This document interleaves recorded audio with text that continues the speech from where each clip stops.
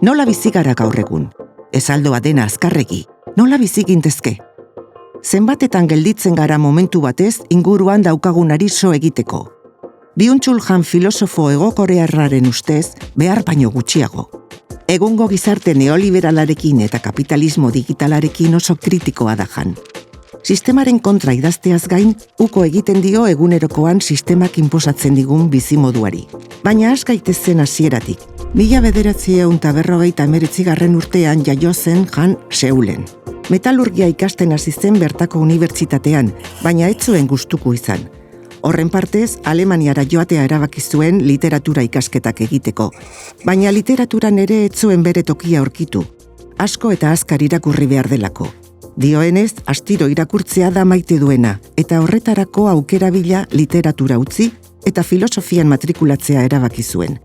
Egun, filosofia irakaslea da Berlingo Arte Fakultatean, eta bere pentsaera islatzen duten hainbat saiakera idatzi ditu, beti ere, 21. mendeko bizimoduaz. Harengan, eragin handiena izan duten pentsalariak alemaniarrak dira. Heidegger, Hegel, Kant, Nietzsche, Marx, Freud, Benjamin, Adorno, Arendt. Bizitza lasaia darama Byung-Chul Hanek. Ez du elkarrizketak ematea maite, ez du turismorik egiten eta ez dauka smartphoneik.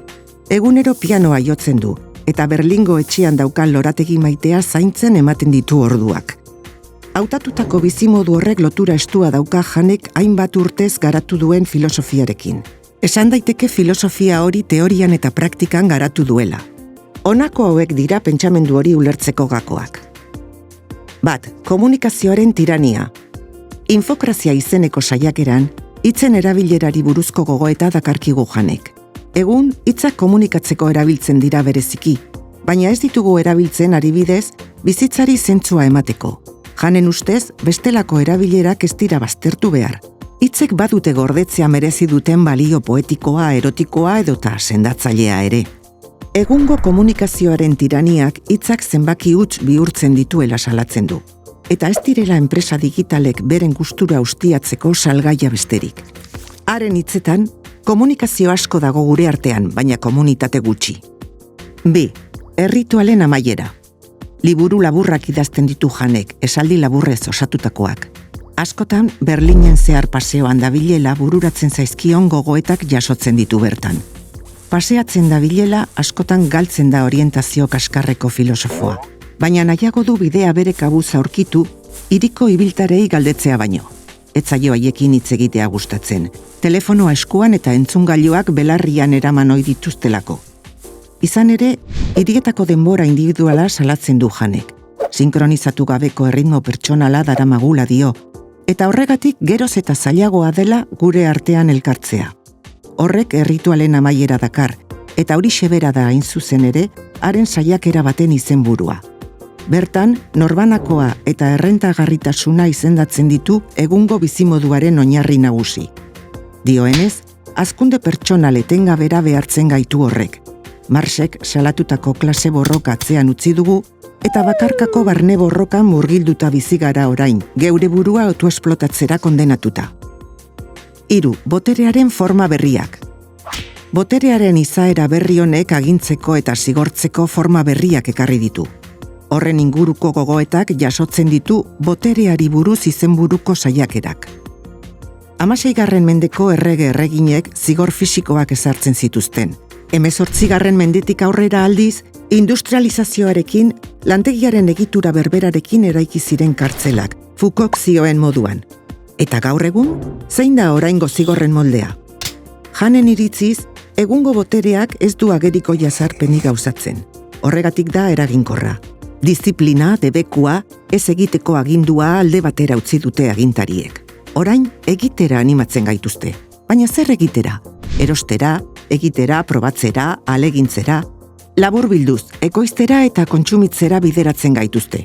Nahi duguna egiten ari garela uste dugulako funtzionatzen du jazarpen horrek. Alegia, agintarien nahia gure ganatu ditugulako. Baina ez gara konturatzen, kontsumoa bera dela gu kontsumitzen gaituena. Egitea da bizimoduaren oinarria, gero eta hobeto egitea. Baina ez dugu denborarik egin behar dugun guztia egiteko. Horrek estresa eta nekea dakar ezinbestean. Neoliberalismoak sortutako gaitzoiek eta beste asko aztertzen ditu Hanek nekearen gizartea deituriko saiakeran. Bizimodu horren ondoriotzat jotzen ditu depresioa, hiperaktibitatea eta burnout delakoa, lanean erreta egotearen sindromea. 4. Exhibizionismoa. Sistema estresagarri baten menpe bizi bagara, zergatik dirudi sare sozialetan behintzat zoriontsu garela beti. Hanen arabera, sarei esker, ez dugu aski kontsumitzearekin eta egitearekin. Egiten ditugunak erakusteko beharra ere sortu digu bizimodu honek.